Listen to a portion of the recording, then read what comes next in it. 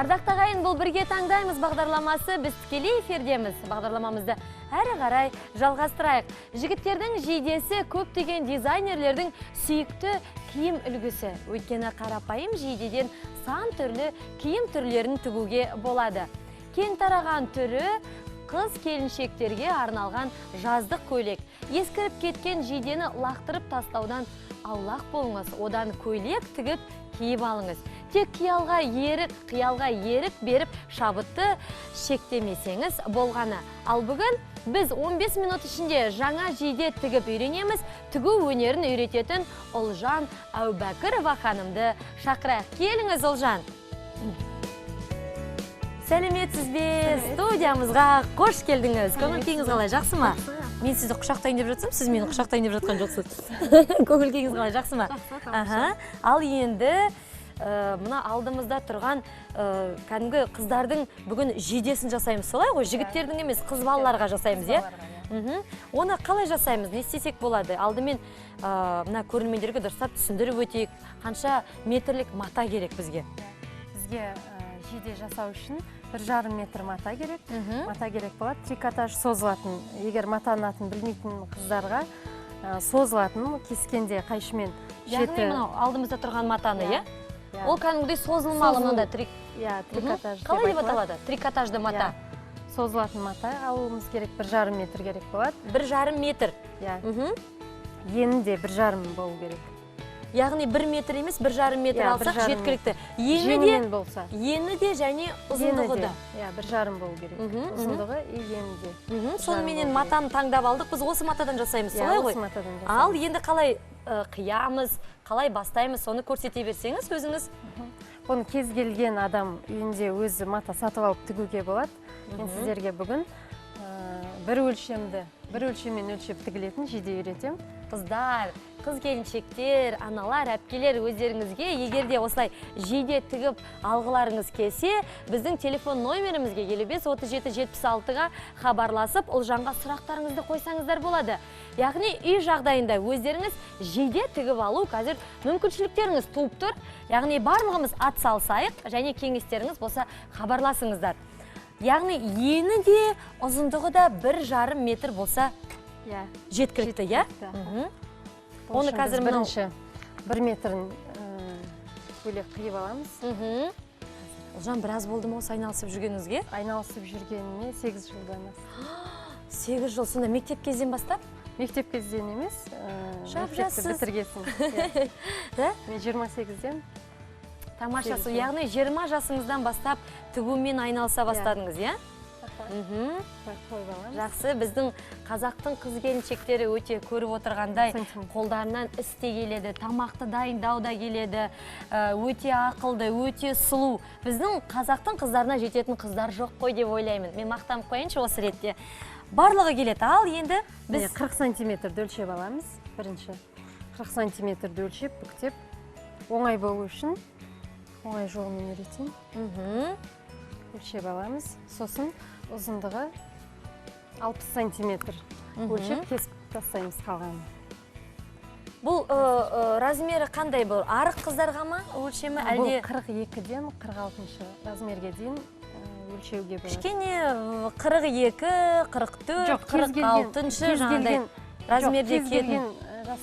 Размердегі нетуге болады. Мен қазір кесетінім сіздің кез келген өлшемдегі қыздарымыз өлшеуге болады. Тек қана артқы қолтықтан қолтыққа дейін өлшем аламыз. Міне көрсетейік қыздарға.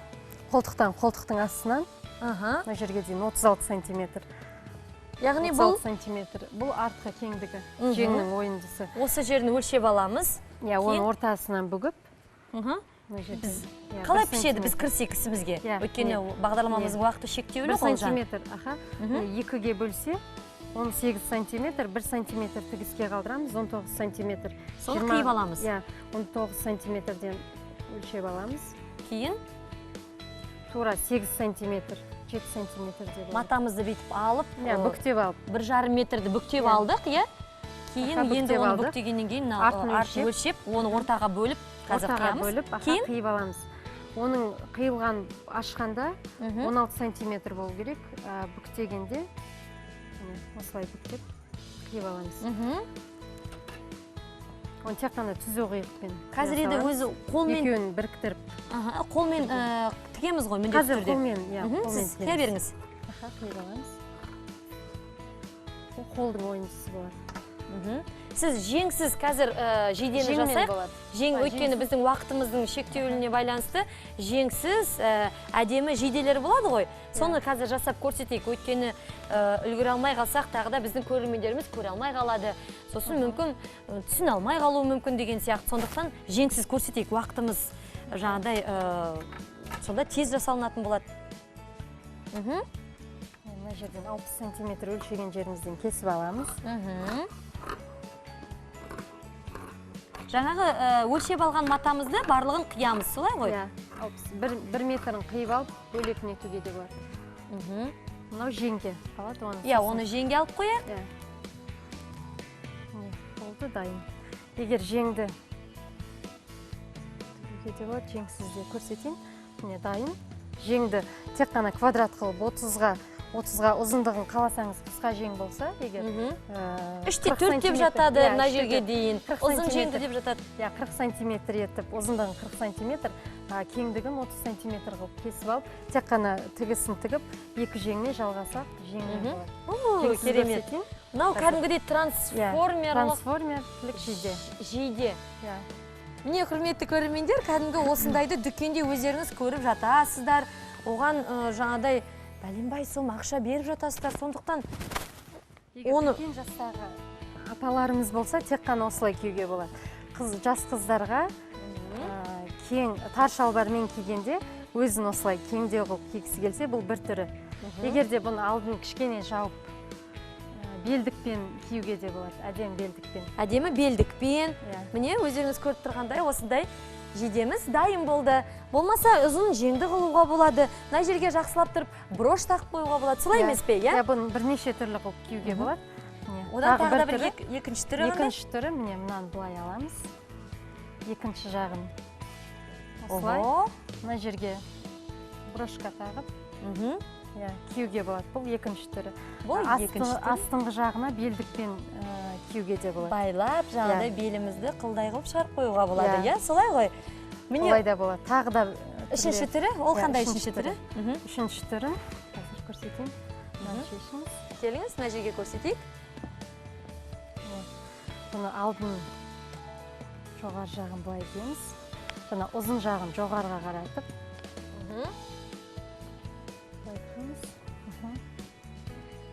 Бұл үшінші түрі, құрметті көрермендер. Бұл юбкамен кигенде белдің несін көрсетіп тұру үшін бір бүктеп аламыз. Сосын тағы да жаға секілді бұлай. Олжан ханым бізге деген жейдені қалай кию керек екен, қалай тігу керек екен, қалай пішу керек екен, қалай қию керек екен, барлығын үйретіп жатырмыз. Үйретіп жатыр, біз тікелей эфирдеміз. Телефон номеріміз 55-37-76. Хабарласып, сұрақтарыңыз болса қойсаңыздар болады. Хабарласқан көрерменіңіз бар екен, тыңдап көрейік. Сіз бір көрермендерді жатпаңыз. Я, тыңдап тұрмыз. Алло, сәлематсыз ба? Алло. Я, айқастыра беріңіз. Сәлематсыз ба, тыңдап тұрмыз. Саламатсыздар ма? Сәлематсыз ба? Мен Қызылорда қаласынан хабарласып тұр едім.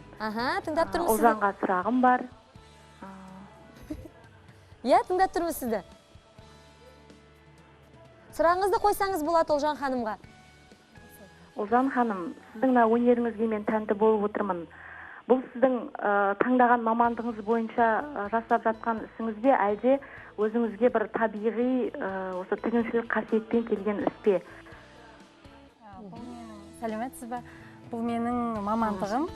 Мамандығым. Өз мамандығым бойынша мен жұмыс істеп келем 8 жылдан бері. Сіз өзіңіздің таңдап алған маманыңыз сүйікті ісім. Осы киім тігумен айналысам. Қазір өзіңіздің осы кәсіп ретінде айналысып жатырсыз ғой, өзіңізге арнайы тапсырыстар беріп жатады қыз келіншектер. Міндетті түрде Олжанға хабарласыңыздар, осындай жейде тігіп алам дейтін көрермендеріміз болса, хабарласыңыздар. Ал енді тағы да 4-ші тәсілі бар ма бізде? Қазір мынаны былай істейміз. Тағы қандай түрлері бар? Міне, бұлай қылып жасауға да болады екен, құрметті көрермендер. артынан айқастырып, сосын алдын жабып тұрасыз ба?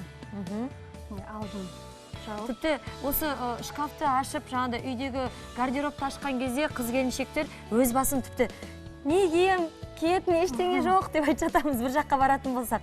Сонда жаңағы осындай жейделерді алып, әртүрлі қылып оны киіп, әртүрлі түрде осылайынан мода қылып, осылай соңғы жаңағыдай осылай жақсы байлап, тігіп кие беруге болады. Ту, шіркін, көріп тұрсыздар ма? Бұл алдын жабуға да болады, алдын кішкене мұнан ашып киге де болады. Міне, құрмет көрімде тағы да бір рет сіздерге көрсетейін. Міне, тағы да бір тәсілі бар ма, Алжан? Тағы да бір тәсілі бар. Оны фантазиямызды кәдімгідей қосып, құрмет фантазиямыз болса, бұны неше рет, бір 10-15 түрге түрлі қылып біз бір көйлекті киемізде, екінші рет ол көйлекті тойға кимеймін, өйткені ана құрбым көріп қойған ол көйлекті деп айтып жатамыз. Ал енді мына жейдені біз 10 рет, 15 рет киюге мүмкіншілік туып тұр, қыз келіншектер. Енді алдын жабық кигіміз келсе. Алдымен артын жаңағыдай керісінше жағын киіп аламыз, иә? Ал артына керісінше киеміз, қысқа жағын астына жіберіп, мойнын кішкене алдын жабық кигіңіз келсе, мұнан өзіңіздің фантазияңызбен дұрыстап, артта ашық болады. Енді екі мына ұшын аламыз. Сосын алдын айқастырып, белдің алдына байламыз. Міне. Бұл тағы бір түрі. Әдемі ұзын юбкамен, етектермен, жаңағыдай көйлектермен, болмаса шалбарлармен киюге болады, солай ғой? Иә. Керемет екен. Енді шын өз басым бұл Ұлжаннан көптеген нәрселерді, осы жейдені қалай кию керек екен, көптеген тәсілдерін үйреніп жатырмын. Сізге алғысымыз шексіз, Ұлжан ханым. Енді міне өздеріңіз көріп тұрғандай. Ал енді бұны бұлай түсіріп қоюға да болады, иә? Түсіріп қоюға да болады. Бұны бұлайнан, менің ойымша, осылай әдемі қылып, осылай түсіріп те қоюға болатын сияқты. Енді тура осыны артына қаратып, капюшон қылып киюге де болады. Құрметті көрермендер, міне қазір біздерге сұрақ туындап жатыр, тағы да бір рет көрсетіңіздерші деп айтып жатыр екен. Бұл 1,5 метрлік мата, солай ғой? 1,5 метрлік мата. Міне 40 сантиметр өлшейміз астынан. 60 жоғары жағы 61 метрді. Тура ортасын жаңағыдай бүктеп, тек қана бір өлшем ғана бізде өлшенетін. Артқы қолтықтан қолтыққа дейінгі кеңдікті өлшеп аламыз. Ол кеңдікті екіге бөліп, или бұлай ашып өлшеуге де болады. Жең тігу үшін қанша уақыт керек? Жең тігу үшін, егерде жең тігуді қолда машинкасы болмаса, ательеге барса 5 минутта тігіп береді. Тек қана өзіңіз кесіп аламыз ол үшін. 30 сантиметрге, 40 сантиметр квадратты алып. Мүмкін кірсекші осы жеңге, бізге жарнамаға дейін әлі 5 минут уақытымыз бар екен. Үлгереміз бе біз Ұлжан? Үлгереміз. Ал енді онда тамаша, біз қазір осы жейдеге жеңді қалай тігу керекін үйренетін боламыз. Эфирге жақынырақ отырыңыздар, үйреніп алыңыздар, құрметті қыз келіншектер, әпкелер, аналар, барлықтарыңыз үйреніп алсаңыздар болады. Ал енді 30 сантиметр, ұзындығы 40 сантиметр. Бұл қысқалау 3/4 жең. 3/4 қаласаңыздар, міне қалып тұр, 55 сантиметр қылып, ұзын жең жасаймыз ба? Жасауға да болады. Ұзын жең жасап. Жарай. Күн соқ болғаннан кейін қазір енді қысқа емес ұзын жеңді көп киіп жатамыз ғой, сондықтан ұзын жеңді жасап көрейік. Ұзындығын 28, егер арықтау қыздар болса 28, қолының кеңдігін өлшесе болады, онда 28 сантиметр өлшеуге болады. 30 өлшесе, егер орташа кеңдеу болады. Тамаша, қазір біз жең жасап жатырмыз. Ардақты ағайын, біздің телефон номеріміз 55-37-76, міндетті түрде хабарласаңыздар болады. Көрерменіміз бар екен, телефон шалған. Алло, сәлематсыз ба? Алло, саламатсыз ба? Сәлематсыз ба, тыңдап тұрмыз сізді. Саламатсыз ба? Я, тыңдап тұрмыз сізді, сәлематсыз ба? Мен Қызылорда қаласынан хабарласып тұрмын. Есімім Айгүл болады, Ұлжанға бір сұрақ қойын деп едім. Я, қойсаңыз болады, тыңдап тұрмыз. Ол той көйлектерін тігеді ма, соны сұрайын деген? Я, барлығын тігем. Аха. Түнгі көйлектер. Айта беріңіз, түнгі көйлектерді де тігеді, күндізгі көйлектерді де тігеді, той көйлектерін де тігеді. Ой, біздің Ұлжанның қолынан келмейтіні жоқ. Барлығын тігеді. Тіпті сырт киімдерді барлығын жасайсыз, сіз? Сондықтан осы Астанаға жол түсіп жатса, болмаса Қызылордалық, басқа қаладағы көрермендеріміз арнайы интернет арқылы тапсырыс беруге болады ма? Интернет арқылы тапсырыс берсе, егер өзі келіп алып кетем десе, тапсырыс беруге болады. Сіз жаңағыдай немен өзіңіз салып жіберуге болады ғой, интернет почтасы арқылы жаңағыдай. Егер көрерменіміз телефон арқылы дұрыстап түсіндіріп айтып берсе, қазір скайп, әлеуметтік желілердің дамыған заманы. Сондықтан сіз басқа қалаларға ол тапсырыстарыңызды жіберуге мүмкіншілік бар, солай емес пе? Ал, біз не істеп жатырмыз қазір? Қазір мен қолмен көктеп көрсетейін. Негізі бұны машинкамен тігу керек. Оверлок болады, сонымен тігіп алуға болады. Ұлжан, енді мынау барлық қыз-келіншектер енді арық келе бермейді ғой. Орташа келген жаңағыдай толық адамдар бар деген сияқты. Оған қандай кеңес бересіз? Қандай материалдардан киім тігуге болады? Толық адамдарға кеңесім. Көбінде олар кеңдеу келген көйлектер. Кеңдеу келген көйлектер болса, оларға көбінде жарасады. Егер белін арық келген, белін шығарып кигісі келсе, онда көкіректен төмен жақтан тарлау қылып кисе, оларға өте әдемі жарасып тұрады. Хабарласқан көрерменіміз бар екен, тыңдап көрейік. Алло, сәлематсыз ба? Сәлематсыз ба? Менің Ұлжан ханымға сұрағым бар еді. Үйде машина болмаған жағдайда, көйлектің шеттерін қалай тігуге болады, әлде тікпей беруге болады ма?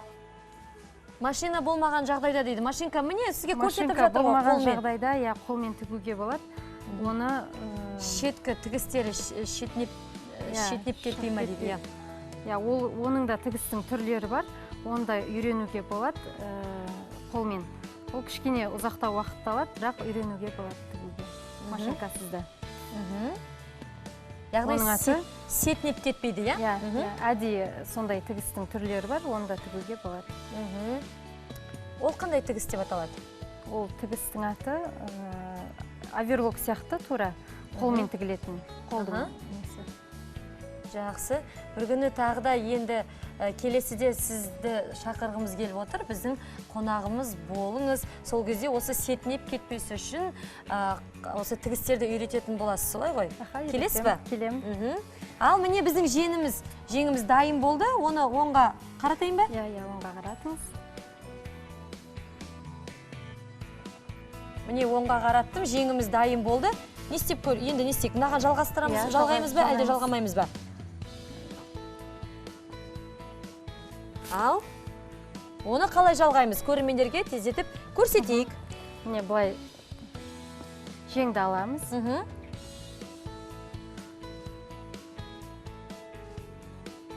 Оны да машинкасыз қазір тігеміз, Машинкасыз тігеміз, міне тігіс тұрған жерді астына или үстіне қоямыз. Міне тігіс тұрған жерге астына или үстіне қоямыз. Кейін оңға іш жағынан қолмен көктеп шығамыз. Ол жаңағы жейдеміз білініп қалмай ма? Білінбейді. Модасы өзгеріп кетпей ма ешқандай? Өзгермейді. Және білінбейтін болады, е? Білінбейді. Ал жаңағы енді біз неше түрлі тәсілдерді көрсетіп жатырмыз ғой көрермендерге. Ұлжан, енді былай аударып кидік, оны оңға қаратып кидік, артқа қаратып кидік деген сияқты. Сонда жеңіміз не істемейді ма, кедергі болмайды ма? Жеңіміз жоқ, кедергі болмайды. Бұл жең әдейі солай кесілген. Жоғары жағы төрт бұрышты болып алынған үшін екі жақтан да кие беруге болады. Шіркін. Ал міне құрметті көрермендер, өздеріңіз көріп отырғандай, біз тікелей эфирде қыз-келіншектерге арналған жейде тігуді көрсеттік. Бірінші қысқа жеңді киіп көрсеттім, екінші көптеген түрлерін сіздерге көрсеткен болатынбыз. Енді қазір жеңді, ұзын жеңін қалай тігу керек екенін, оны қалай жалғау керек екенін барлығын көрсетіп жатырмыз. Ол өте оп-оңай екен. Барлығымыздың қолымыздан келеді деген ойдамын. Сондықтан сіздер де үйреніп алыңыздар. Және оны тек біздің бірге таңдаймыз бағдарламасында көрсетіп жатырмыз. Міне, аз уақыттың ішінде біздің ұзын жеңді жейдеміз де дайын болды. Ер азаматтардың жейдесін жасай аласыз ба, тіге аласыз ба? Ер азаматтардың жейдесін тігуге болады, я оларға да Қиын ба? Қыздардың жейделеріне қарағанда кішкене қиындау. Қиындау екен, аха. Хабарласқан көрерменіміз бар екен, тыңдап көрейік. Кеп көрейін бе? Алло, сәлематсыз ба? Алло, сәлеметсіз бе? Сөзіңіз кеп көрсеңіз бар. Алло, сәлематсыз ба? Тыңдап тұрмыз. Мен оңтүстік Қазақстан облысынан хабарласып тұрмын сіздерге. Я? Тыңдап тұрмыз. Олжан ханымның өнеріне өте тәнті болдым. Бұл матадан басқа маталарды қолдануға болады ма? Тамаша сұрақ. Сұрағыңызға үлкен рахмет. Әрине қолдануға болады. Барлық маталарды, егерде ескіріп қалған көйлектерді, ер азаматтардың оны кесіп тастап, түймелерін қалдырып, кішкентай қызыңыз болса, ойып тастап, астыңғы жағынан көйлек тігуімізге болады. Немесе оңай, мысалы, мынау көрсетесің, көйлек. Міне мынандай ескірген көйлекті кішкентай қыздарымыз болса, мына жерден аламыз. Бұлай кесеміз, етегін кеңдеу қылып.